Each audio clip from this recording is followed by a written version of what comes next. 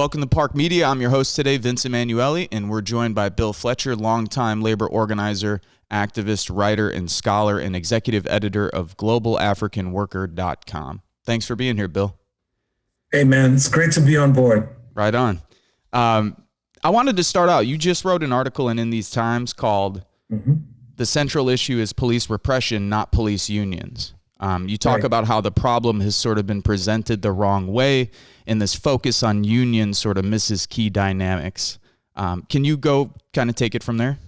Sure. So basically, what happened is that I was on a listserv of some leftists involved in the labor movement. And I started noticing that in the context of all of these rebellions that have started after George Floyd's murder, that there was a lot of attention that was going to police unions and whether police unions should be driven out of organized labor or what. And I felt like this is beginning in the wrong place and could lead in a very unhelpful direction. Because the first thing, Vincent, is that people have to be clear on what the role of the police as an institution happens to be. And they also have to understand that within the labor movement, within the trade union movement, there are really diverse opinions about everything. And that if you want to move something dramatic, like the expulsion of unions, law enforcement unions, you need to actually build a campaign. And you need to win over regular members, as opposed to thinking that all you need to do is pass a resolution. And I was getting very uncomfortable with what I felt was people who in many cases don't have any clue about what goes on in the trade union movement, making these demands about what needs to happen. I, for one, think that law enforcement unions are not part of the labor movement. They happen to be unions, but they're not part of the labor movement. They operate with a completely different ethos, reason to exist, etc. That said, I support the right of any worker to have a union. So I just felt like this discussion had taken a bad turn. And the other thing, let me just add this real quick, is that depending on how you frame it, it is the kind of issue that can be picked up by the right wing, where the right wing can say, well, yeah, that's right. Not only should they get rid of the law enforcement unions from the labor movement, but they should eliminate them entirely. And a friend of mine sent me an article right before I wrote that, man, that basically was from a right winger that said that the problem with the police was not about racism, it was about public sector unionism. And I said, bingo, this is what I'm worried about. Right. That makes a lot of sense. And you even mentioned that simply expelling unions could just play into the right. Not only that, but the reality is, you note that throughout labor history, that there's been a lot of contradictions, that the labor movement hasn't been very consistent on racial justice. So if you're going to start doing this with one union, what does that lead to? Are you going to just start expelling any union or promote that for a union that doesn't take on maybe one of these issues? I mean, was that also one of your concerns, that this could spiral out?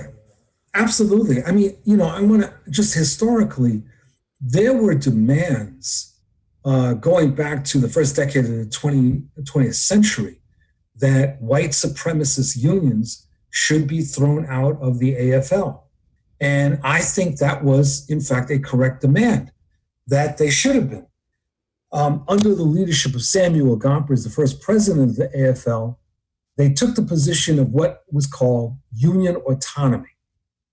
And the idea being that there were these broad principles that the American Federation of Labor, at that point, that was it, would stand for, and that everything else it was sort of like states' rights. Everything else was up to the union. So when people said, how can you have segregated unions like the International Association of Machinists, which up until 1948 was, Gompers and others would say, no, that's union autonomy. And you had a whole set of unions that were thoroughly racist. People like A. Philip Randolph and others attacked this. And when the Congress of Industrial Organizations was formed, it was formed on a different basis and of organizing all workers, men, women, all people of color, et cetera, whites. So the labor federations have been very uneven when it's come to when they throw people out. In the late 1940s, prodded by the Cold War, the Congress of Industrial Organizations started throwing out any union where the leadership refused to acknowledge whether they were communists or not. And so you had those kind of expulsions. When AFL and CIO came together, the Teamsters were thrown out for corruption. It's been, while all of this was going on, you had thoroughly racist unions that would not allow people of color in, would not allow women in, and they were nevertheless permitted to be in the federation.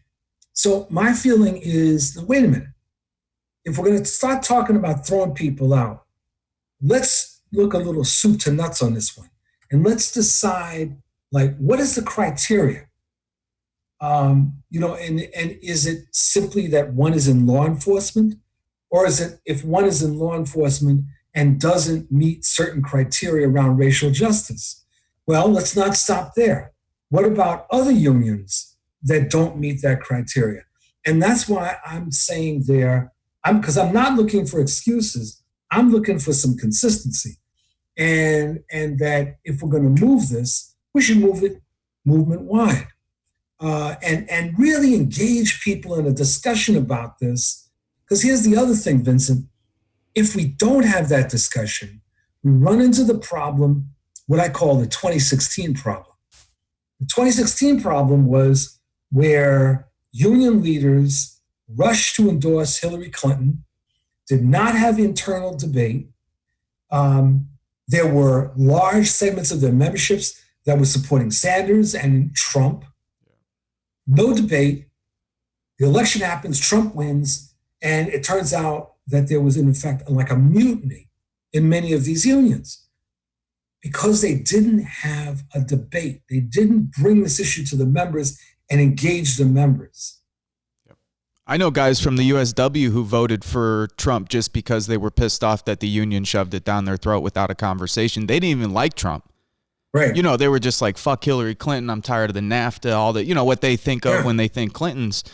Is part of your thinking too on this that we might end up with some kind of a whatever the structure institution looks like, but that we may very well end up with, I would assume that's a whole different thing that we don't need to get into, but I would assume there's going to remain some form of law enforcement in the country. Mm-hmm. No matter how much we defund or how much we sort of dismantle the existing institution. Right. Is part of your thinking on this that if we have a more democratically responsible, a more community-orientated entity that provides policing, that we would indeed want them unionized as well? Is that part of your thinking here too? No, we would. We would. That wasn't the main part of my thinking, but your first point is absolutely right. This is a capitalist society. They're not going to get rid of police. Boom, right? Discussion's over. Second point is that we should be pushing for major changes in the rethinking and reorganization of policing. And the labor movement should be one of the forces that's pushing this. But the third thing, truth be told, is that I really think that law enforcement unions should find a different home. And someone suggested that I was sort of nudging the law enforcement unions out. No, I'm not nudging them out. I'm suggesting that the labor movement, the trade union movement as it currently is, needs to have a discussion about what it sees the role of law enforcement being, needs to connect that discussion with racial justice, and whoever can't abide by that needs to leave, pure and simple. But the law enforcement unions as a whole, I tend to think would be much more comfortable if they were out on their own, because they have a different culture. They are, as with the structure of the institution of policing and law enforcement, they are militaristic and authoritarian. They are not wedded to social uplift, to borrow from A. Philip Randolph. They are looking out for themselves, and they should do that on their own and not be the anchor that holds our ship from leaving the harbor. That makes sense. The last point I want to get to with the article is that you also distinguish between individual officers and policing as an institution. Now, there's been a lot of talk of good cops, bad cops. You're making the point that that's not really the main point here. The main point is to understand policing as an institution, the role it plays within the context of capitalism. Can you talk a little bit about that? Right, because I know, and everyone knows, good cops, right? I mean, it's like my house was broken into, an apartment years ago, and very helpful from the police. I was in a major car accident a number of years ago, and once again, they were very helpful.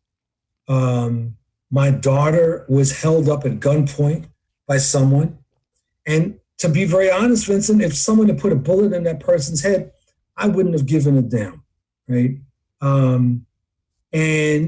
But I'm distinguishing these individual incidents from the institution itself and what the institution does to the people in it.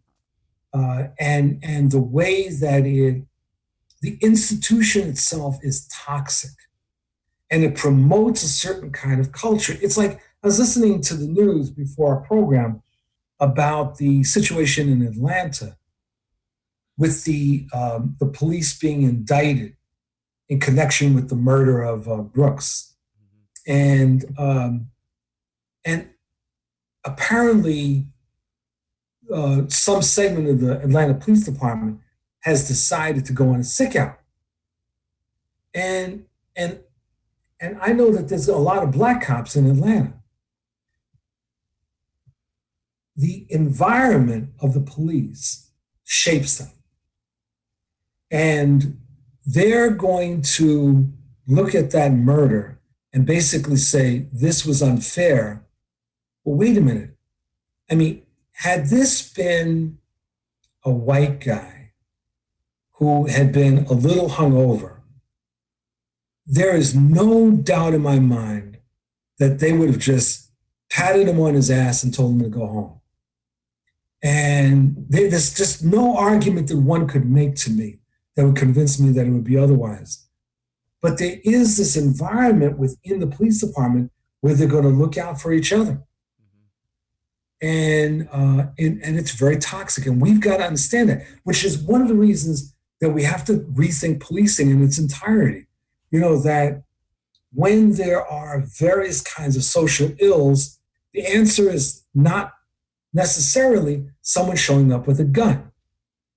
You know, that it may be a social worker, it may be someone else that is there to address the particular problem. It might be someone that's just essentially a peacemaker. But when someone shows up with a gun, I'll give you an example. It has nothing directly to do with cops, but it'll make my point, I think.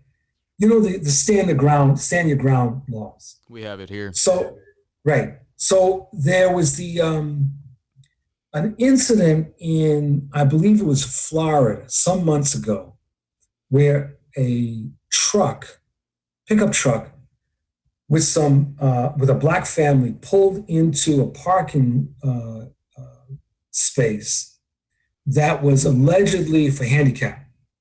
And someone ran into the store to get something. A white guy goes over to the truck, starts browbeating the woman in the truck. Black guy who was the driver of the truck comes back, gets in an altercation with the white guy. White guy pulls a gun and shoots and kills the man. If the guy hadn't had a gun, that probably would, nothing like that would have happened. Having that gun gives someone this sense of invincibility and authority. And sometimes you just need to know, no gun is going to equalize this. I'm going to have to figure out another way of resolving this situation. And that's what I mean by rethinking, engaging the community in like community-based organizations that really are trying to look at the various social ills and what can be done. And in some cases, it may be taking strong action against criminal elements, but maybe there's something else. Does it frustrate you that we're not able to have these kind of nuanced conversations in this context? I mean, it seems clear to me that like the ability to even distinguish between the institution and the fact that you might know some good cops or people who are just decent people in a terrible institution, or the fact that what I'm thinking of course, is that there's 330 million weapons in this country. There's still going to be school shootings. There's still going to be mass shooters, like, all the way down the line. I mean, one of the interesting things, I don't know all of the data on this, but I remember hearing a lecture years ago after the Chavistas took power in Venezuela, even after the first 4 or 5 years of tremendous gains in social programs, literacy programs, that the number of people who had engaged in the drug cartels actually didn't go down that much. Now, there's probably many reasons for that, but there was still this sort of need or a necessity for some kind of a security force. I mean, I am as much about demilitarization as you could possibly be coming from the background in which I come from, but there's also, I think, a reality to the situation that we face, the violence that we face in these communities. I know now is not the time to talk about necessarily community violence, but they are intertwined. So it's difficult because you'll have activists who will say, you're just, making excuses for the cops, or you're just trying to distract from the issue. And we're sitting here like, well, in our community, if you actually go talk to people of color in the community, they'll tell you that probably especially if they're older, they'll tell you that one of their primary concerns is people running around with guns, not the cops. Mm-hmm. We just had a 14-year-old girl shot 3 blocks from our place 2 weeks ago, another drive-by down the road. I mean, we've had shootings at least once a week. We're a small town over here. But with the economy, with the summer, you know how this shit goes in the cities, like, this is what we're dealing with. So it's not like, when I hear some of these arguments on the left, I'm like, man, it wouldn't fly if you were trying to actually talk with people in the community about it. That is so important. See, I call myself a Richard Pryorist. And, if you ever watched Richard Pryor live on the Sunset Strip, there's a piece where he talks about going to Arizona State Penitentiary because he and Gene Wilder were filming one of their movies. And so he talks about going through the prison and talking to all the brothers. And then at a certain point, he stops and says, there's reasons there's prisons, right? And he talks about this one guy that he met who had killed an entire family. And he said, well, why did you do it? The guy said, because they were home, right?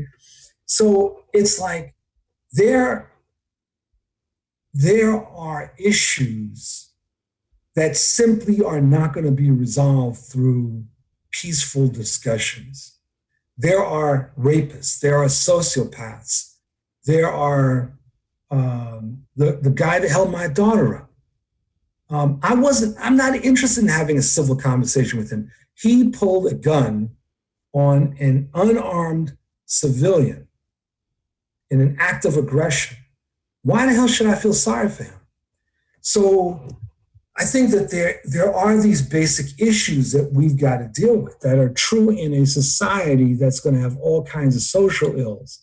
The problem, and your example about older people is absolutely true, that people want policing, but they don't want rogue policing.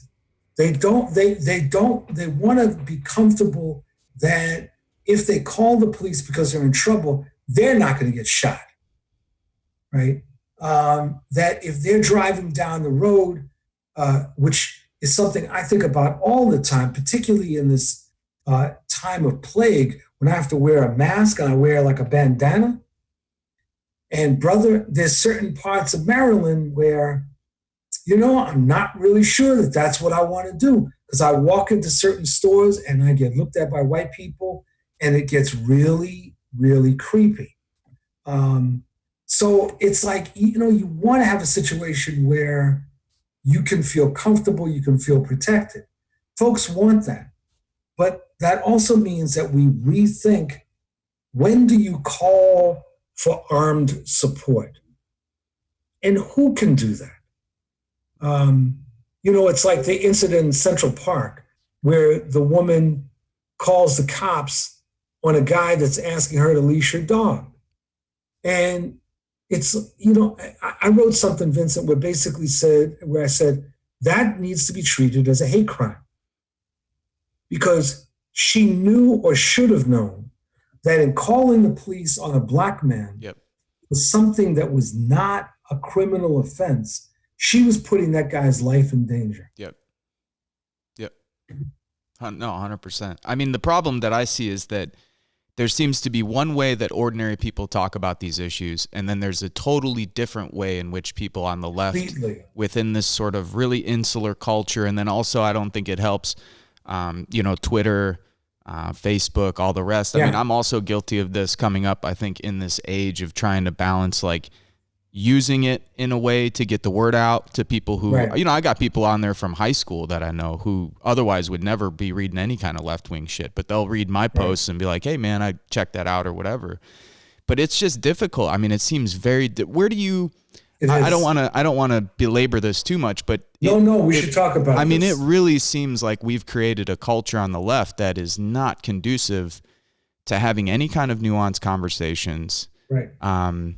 As you know, Michael and I had just recently sort of worked on this in a little, and this is also from mistakes I've made. I mean, I remember being 24, 25 years old in the anti-war movement and being like, oh, fuck that group or this group. Now, some of these sectarian groups, I actually was pretty angry at because of their behavior. And my whole thing was always, hey man, if I'm going to bring where I'm from, it takes a lot to get the people out already. So if I'm going to bring a working class cat that I know from high school or the Marine Corps out to one of these events, and the first thing they run into is some kid with pink hair telling this guy, oh, you don't know how to use the right pronouns and you're actually really offensive right now. And I'm like, man, and this kid just went to school for 6 years at the New School for Social Research or whatever. And there's nothing wrong with that. They put out good work and all this, but it seems like these cultures that are created, they're not conducive to reaching out to the cats that we know where we live. I mean, you posted an article today about the Rust Belt, and I was like, man, I printed it out. I got to give it to Sergio, but that article hit home, man. I mean, that describes exactly where we live and where we've been trying to organize for years. See, I think this is very important, Vincent, because I've been thinking about this for a while. A few weeks ago, I was about ready to shut down my Facebook account. And part of it was that I'm sort of sick of these insulting exchanges on Facebook and Twitter that some people excuse away as public discourse, and but it amounts to nothing. Like for example, this article I wrote for In These Times, I've gotten wonderful responses, hands down. But there's also been critical responses, and most of the critical responses have been very cavalier in their tone, very dismissive. In one case, when someone on Twitter wrote something, I said, well, you might have a reading comprehension problem, because the reference, clearly this guy did not read what I wrote. And yeah, I think that there is a problem, and I don't know what to do about it, of this sit behind the keyboard and insult people as a way of as a form of political debate. And I don't think it is. So what I do with Twitter and Facebook, I mainly use it for posting stuff, not for exchanges. It's funny because I sent a note to a guy that used to be a friend of mine. And then about 10 or 15 years, out of nowhere, he started insulting me. And I never to this day have been able to figure out why. And he recently wrote something that was very coy, a very coy attack on me. I sent him a note and I said, I don't know why you're doing this. I thought we were friends at one point, but like, let's talk. I mean, if you want to talk, I'm open to it. No response. It's tough. I think we're going through some growing pains. I mean, look, I'm sort of half and half on this because I didn't have a computer until I think when I was in the Marine Corps was the first time I had a computer around. So I was like 21, 22. That was the first time that I had like access to that thing regularly. And then not even social media until many years into doing activist work, probably 2010, 2011. So I had already been engaged for like 4 or 5 years. Mm-hmm. And yeah, I mean, I think folks like yourself, people like Michael, there's others who I look to. I'm like, okay, these folks are very measured. They're very like, put a lot of thought into what they're saying. I think it's difficult. I mean, I think you get fired up. I think part of it is probably spending too much time with it. I think the other thing that people are quite shocked by, I mean, I had this conversation with my mother. She was like, I can't believe some of your cousins feel the way they do about what's going on. And I said, Mom, so there's like two sides to this. On the one end, it's interesting because now people will say shit on there that they otherwise would never say, which upsets me, but which gets to a deeper point, which is where is our social relations at where we're not having these conversations in person? The point I made to my mother was, hey, the fact that you didn't know that the three of our cousins felt that way is more of an indictment in the kind of relationship we have with them than what they're saying on social media. Like if we see these people 2-3 times a year or you're talking with them, what are we talking about? Are we just bullshitting about the Cubs and whatever else and actually not getting down to stuff, like what are our values and, how do you think about these things? Well, that's an interesting subject. And so I grew up in New York and I grew up around debate. I mean, in my larger family, both sides, there was always debate about all kinds of issues. And, I increasingly was on the left wing of my family, but I had a lot of support in the family. And then there were more right wing elements in the family. And we would have debates. My wife grew up in Colorado. And when I went to meet her family, man, it was like a whole different world. I mean, just like there were things you just didn't talk about. And if you raise something controversial, what would happen would be it would be swept under the rug. Like someone would say, oh, that's an interesting point of view. And then that was it. So I think that what has happened is that social media and being able to be on a keyboard has released many people from the restraints that previously had held them. And I've even met people like this, right? Like when years ago, I was involved in forming something called the Black Radical Congress. And the guy that we had who was in charge of our computer stuff, who's unfortunately deceased, when you get him behind the keyboard, this guy was like, think about the Wizard of Oz, right? So the Wizard of Oz is like, arr! And then you pull the curtain back, and there's this like old guy who's like a grandfather, right? And with us, this guy was like behind the keyboard, he was like, arr! Right? And then you'd meet him, and he was like a big teddy bear. He was just I miss him so much. He was a wonderful guy, but behind the keyboard, he assumed this different personality. And I think that there's a lot of people that fall into that category. And also there's no protocols on the web. None. So, you don't know, like if people don't respond to you, what does that mean? Right. Things like that. And I think from the left, this is why I think that journals and magazines, whether hard copy or electronic, are very important because we need to frame debates in a way that people can really like think about what's being said, as opposed to simply dismissing an argument or just firing spitballs. The last thing I'll say on the social media topic is it's one of the reasons, now that we're doing the media thing, I got back on Twitter, but one of the reasons I stayed away from Twitter was the, whatever it is, 160 characters. I was like, no, man, there's no way. At least I figured with Facebook, and I try to take my time with folks. Like if people actually write something, I'll write 400 or 500 words to them. I can type quickly, so I don't mind. It doesn't take much of my time. And it's like, hey, if you're going to give me a thoughtful question, I'll give you a thoughtful response. And I'm just trying to temper it as much as I can. Sometimes I cut myself some slack when I see LeBron or someone else lose it with somebody. I'm like, man, this cat's got 220 million and he's like, he's sitting in Miami and he just told somebody to fuck off on Twitter. I don't feel too bad.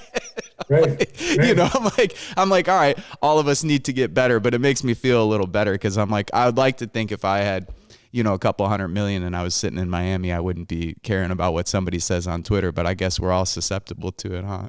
We are. It's contagious, man. So actually just one more point about left culture. Did you see any of this? My first experience with like really toxic left culture was when I joined Iraq Veterans Against the War. There was an organization around at the time called the ISO. And the ISO had like tried to infiltrate the group and put their members on our board of directors. And that was like an inoculation for me to Marxism, which was really a shame because it took me years after that to then get into reading a little bit. And I guess I don't necessarily identify with any particular political ideology. I consider myself on the left. I know that's a cop out for some people. They're going to be like, you know, I get it, but it's just, I never really, you know, I was never in like a communist group or an anarchist group or a socialist group. It's been beneficial because it's allowed me to bounce between a lot of those groups, which is nice. So it's like I get to talk to groups like, you know, the Progressive Democrats of America all the way to like whoever the local radical anarchists are. And I kind of like it that way because I like to move between them groups and talk with cats. But how much of this existed before social media, and what do you see as like some of the roots of this? That social media, from what I know of the left, like there were always inter-disputes and people going at each other, that this has just kind of heightened it to a different level. How do we get to like the root of some of that to stop that? That's a really interesting question. So I really came of age politically in the 70s. And the 70s were incredibly sectarian on the left, whether it was in the so-called New Communist movement, among the Trotskyists or whoever else. I mean, everybody was at war with everyone else. The difference is that social media makes it instantaneous. So it's not just that you're reading the newspaper of this particular group and then maybe you write something about it at some point. It's like I write something and within a few seconds, somebody is responding.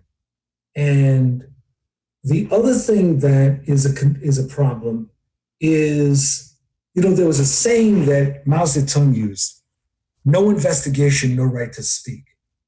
I have thought that saying needs to be at the bottom of every email sent by any leftist, right? Because what you have are people that think that they don't need to investigate, they don't need to study, that their point of view is as valid as anyone else's.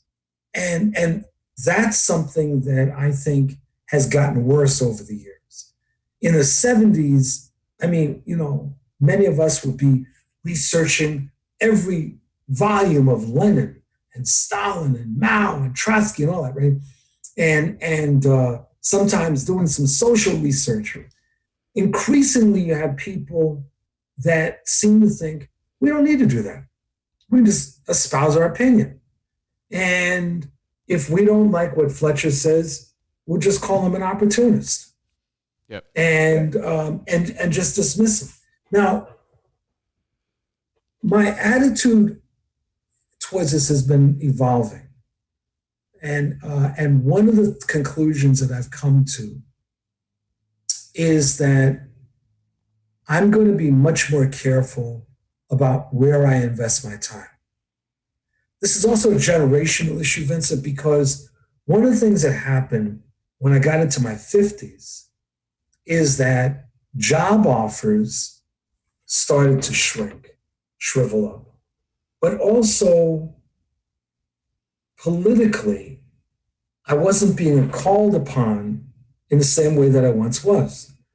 And so, for example, when the Black Lives Matter effort started, particularly after Ferguson, I reached out to a number of activists that were involved in it and said, okay, let's rock and roll. How can I help? And the response was very polite. Oh, thank you very much. And we really value your experience. And we'll be in touch. And then nothing. And so I came to the conclusion at a certain point when I started thinking about veteran leftists I had met, people that had been active in the 30s and 40s, and some of them having become very bitter. I didn't want to become bitter. And therefore, it was important for me to focus my time where I could add value.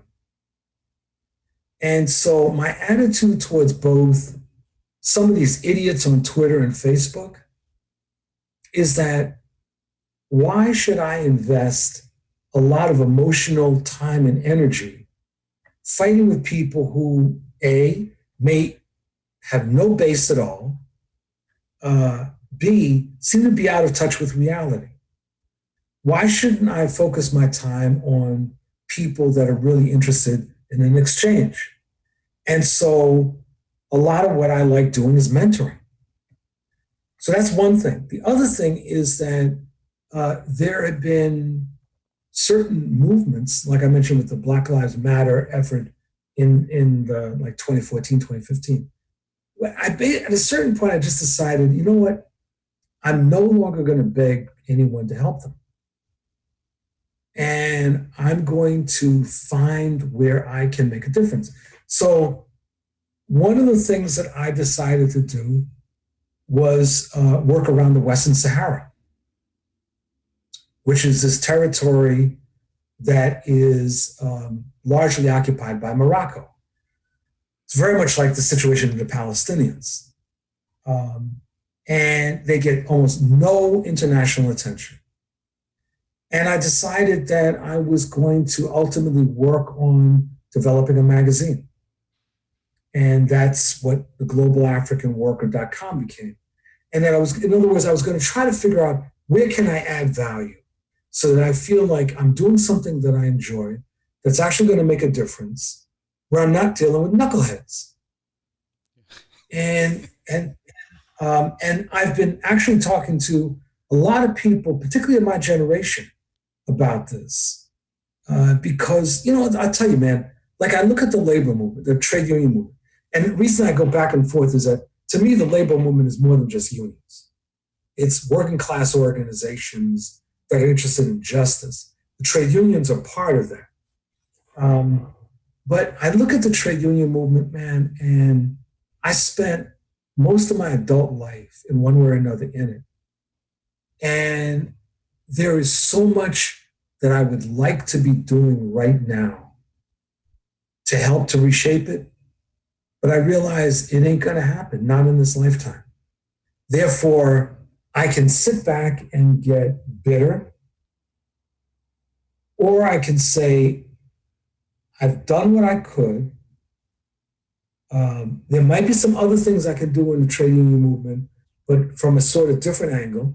And then there's other places where I can add value. And I'm comfortable with that.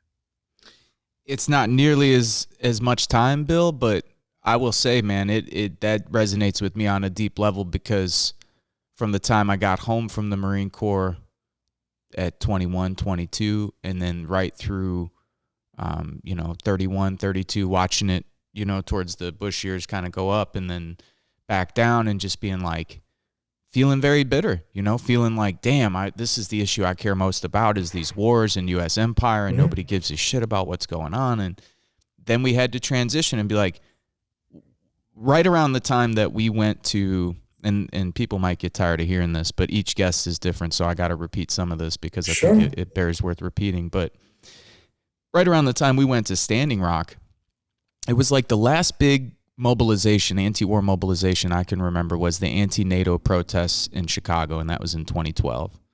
And that was when we returned our medals. There was like 25,000, maybe 20,000 people in the streets. Last major mobilization we had. After that, things really fell off the table, and we went to Standing. You know, we worked on the Bernie campaign a little bit in 2015, 2016. We ended up going to Standing Rock, had some interesting, interactions with people, but noticed that people were going back home to nothing. I mean, people didn't have. Everybody we talked to wanted to stay there. They were like, man, I just want to stay here. And we were like, we can't do this forever, like this is just a temporary mobilization. This is an action. Now we got to get home. We got to actually build institutions. We got to build bases of power. So that way the next time we do need to mobilize, we might have enough people to actually stop this shit instead of just making a symbolic showing. And people just looked at us like we just landed from a different planet. And I remember, Serge and I were like, man, we gotta transition. And so right at that time, Jane McAlevy's book fell in my lap, No Shortcuts. And it wasn't as applicable as I probably thought it would be because of the union context. Sure. But a lot of those, some of those methods, but then also the framework, advocacy, mobilizing, organizing. It was like having a fucking epiphany. My head almost exploded after I read that first chapter. I was like, this is what we've been doing for 10 years. I'm like, we've been mobilizing, man. I'm like, we haven't been organizing. It was like Sergio and I having these conversations, like, we haven't been organizing shit. We've been mobilizing this whole time. Now, she makes the point that you need both. But this whole time I'm going to these events and I'm going, okay, great. It's good to go to Chicago, speak at this church, speak to this labor union, whatever. But then going home and not having a base, not having growing institutions, groups, really trying to institutionalize that power. I mean, that's part of our thinking with the community center is we want this thing to last well after we're gone. And hopefully we could get people up to speed enough to where we don't have to necessarily be in the positions we're here, but to have like a lasting institution to build community organizations that are here for the future. I mean, that was, anyway, I'm talking too much during your interview. No. Because I want to actually, I want to derail this interview in some sense because I'm loving this, right? But see, I feel like one of the things that you've had experience with that I feel has not gone far enough is organizing veterans. And I'm someone that studies history. And there's a couple of things that one always needs to keep in mind. If you don't organize the unemployed and don't organize the veterans, the right wing will.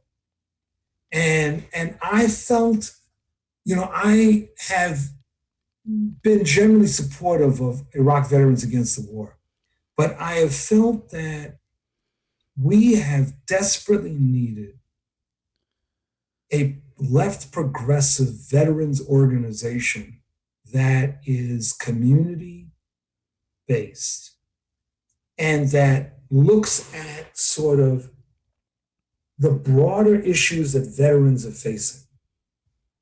And not just opposition to war, but, I grew up during the Vietnam War.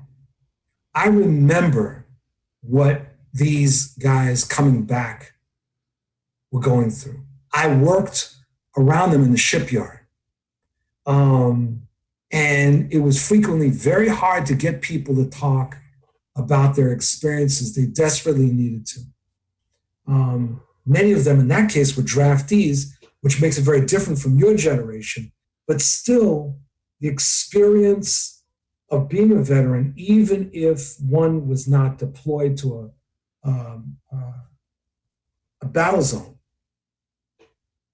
it imprints you.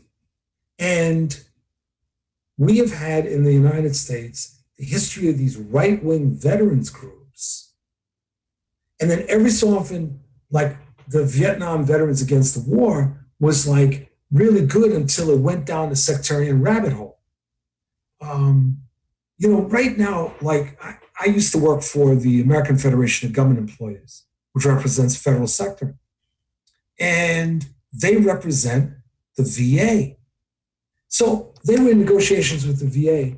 And I said to them at one point, at a few points, I'd say, have you ever talked to veterans groups? I said, it's like, think about this. When Bush took us into war, at the very same time he took us into war, he cut veterans benefits. Were you guys in AFGE out there picketing around this? Were you showing veterans, no, we're on the same side. We're with you, right? Well, the answer was basically no. But there was also no real progressive veterans group that was seeking to ally with them either. And I just think that this is one of those moments when, we need veterans. Yeah. Right? And we need to be talking about like people's experiences. I mean, we want them with us for many reasons. I mean, not just for the practical political reasons. I think veterans bring a certain level of discipline and leadership capacity to the movement. I think veterans also bring a certain capacity for bringing people along with them in the community. So in other words, the way we would look about, Kim Sipes and I would talk about this regularly. We'd be like, look, if American culture is going to give you a little extra slack because you're a veteran, if they're going to buy into more of what you're saying to the community because they see you as this veteran, it's like, you better use it for something good, man. So it's like, use that status for something good, bring those traits and skills with you. And to your point, I'd much rather have them with us, organized and working class people, unemployed people, than standing on the Michigan, in Lansing, Michigan with AR-15s with these other guys. I mean, because you could go one way or the other. Serge and I talk about this all the time. I mean, during our deployments, Bill, 9 out of 10 guys during the deployment were like, fuck this, fuck George Bush, this is bullshit, the whole thing's bullshit. It took 6 months of being home because you don't have an organized left that's able to take these guys in. What do? They go home. Now their dad's listening to Rush Limbaugh or Sean Hannity telling them, hey, son, you did a hell of a job. Don't listen to them fucking liberals or whatever. So all this cultural stuff, they get socialized back into this like, well, I guess what I did was the right thing and, all the rest. But, I mean, the reason I've for so many years harped on left culture was because I saw it turn off so many people. And it almost turned me off to a point. I mean, I almost got to the point where I don't know what year it was. I remember talking to Kim Sipes about this. He's been a mentor to me in a lot of ways. He actually is one of the people who turned me on to your work. He turned me on to Gene Bruskin. Gene Bruskin also turned me on to your work. But, I remember talking with Kim about this. This was probably like 2012, right after the big mobilization. And I was like, Kim, I'm going to move to Michigan because Michigan had just legalized whatever marijuana. I'm like, I'm going to go grow a weed and I'll donate to progressive political organizations. I'm like, well, they need money, right? I'm like, I'll use all that money to donate. He's just looking at me. He's like, you just need to take a month off, man. He's like, you need to chill out, go take a break, figure out what you want to do. But this is what you want to, this is what we have to do. But it's also what I want to do. And I think what really bothered me was it took a passion. It took a lot just to get into it. So then once I was into it, I was like, shit, man. Like, I don't want to be around a bunch of people who can't even relate to poor working class people, turn them off, all that kind of stuff. So that's one of the reasons why I talk a lot about left culture. I wanted to ask you, you mentioned people reading a lot of those classics, the people who have actually done it. How important do you think that is today? And do you think, in other words, like with our community group, there might be a time when people are reading Jane's book, but then they were just reading, I know, Lenin last summer, but then they would like switch from that to, reading case studies from different organizing campaigns, things like this. I mean, what is that balance, do you think, in terms of political education for working class people just getting involved with this? Because on the one end, you don't want to hit them too hard and turn them off like, hey, are these cats like a cult or something? On the other end, we've found that we probably haven't done it enough because there's not enough ideological coherency sometimes. I think it's critical that the education that's offered prioritizes framework. Did you ever see the science fiction movie They Live? Oh, yeah. Oh yeah. Okay. Sunglasses, Vincent. The idea is that the underground, for those that are watching this that didn't watch it, didn't see the movie, there's a John Carpenter film, came out in '84. Basic idea being that these aliens took over the earth, but you couldn't tell that they were aliens because they had a machine that made them look like rich people. And so there's an underground group that creates these sunglasses. And when you put them on, you can see not only what the aliens look like, but you can see all of this propaganda that they have, ads and books and stuff like that. And there's a great scene where you may remember, one of the star, he's discovered the sunglasses and he's trying to convince his friend to put on the sunglasses. And his friend refuses to. And he says, but you'll see what's happening. And his friend says, I don't want to see what's happening, right? Eventually, he does put the sunglasses on. Our job is to get those sunglasses and get them on. And so for me, like I was talking to some people recently, and they said, well, what do you think young activists should read? I said, Mao Zedong, On Practice and On Contradiction. I'd start there. I think that it's really important to have a framework that understands dialectics, a framework that helps you dissect and analyze, so that, because it's not enough to read stories about struggles. It's important that the activists that you're working with end up having a framework so that they can have a discussion with you about strategy and tactics, about objectives. And unfortunately, we don't do enough of that. So I think that it's good to have a balance of things that people are reading. Theoretical pieces, so-called, case studies, more contemporary things, but also fiction. That there are things in fiction that can really pique people's interest.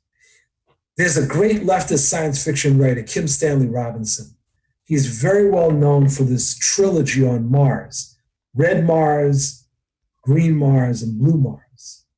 And it's long, but very interesting. It's about class struggle, the environment, everything. It's fascinating. But he also has this book that I love. I read it twice, called The Years of Rice and Salt.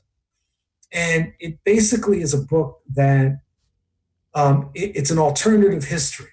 So it takes place during the Black Plague in Europe. And it postulates that instead of a third of Europe dying off, 95% of Europe died off. So when Tamerlane's troops come in from Asia into Europe, all they find are vacant cities and bodies. And it goes from there to the first decade of the 21st century. And it's like, it's one of these things, man, you're reading this and it makes you think about possibilities. Yeah. Right. And so the education that we do, you mentioned Jean Bruskin. Jean Bruskin has this great play, The Moment Is Now, which takes place in the 1860s. And it's basically about a meeting that should have happened, but didn't, between Susan B. Anthony and a couple of other people, a guy from the trade union movement named Isaac Myers, and I'm forgetting the other two people. But the idea is that there was a moment when conceivably several movements could have come together during Reconstruction, and it didn't happen. And, you watch that and, you can start thinking about the moment we're in right now and what the possibilities are, but also that history can be very brutal. And that if you miss an opportunity, the window frequently shuts and that's it. Do you want, because there's a few ways we could go with this. So I didn't even get to 85% of what I wanted to ask you about. And I found this totally fascinating so far. So what I want to do, because I know you're an hour ahead of us and I don't want to take too much of your time. And we also we have to do some normal things today. Sure. would you be willing to maybe do a couple more? I'm not going to be a pain in the ass. I can do as many as you want. Okay. No, I love doing this stuff. Okay, because I really appreciate your insights, man. And this is the first time I've gotten to rap with you, and I've really enjoyed it. So yeah, same here. Okay. No, I'd love to do it. We should just schedule it. And my apologies if I was undisciplined, but there was a number of things that you were raising that really resonated with me. Right on. Yeah. Right on, man. Hey, thank you for watching and listening. If you think this program is worth a pack of cigarettes or a cheeseburger, you could become a Patreon for as little as $3 a month. The link is available at our website, parcmedia.org. That's PARCmedia.org. Make sure to subscribe to our YouTube channel below. Also, you could find us on Instagram at Park Media, Facebook at Politics, Art, Roots, Culture, and you could find me on Twitter at Vince Emanuele.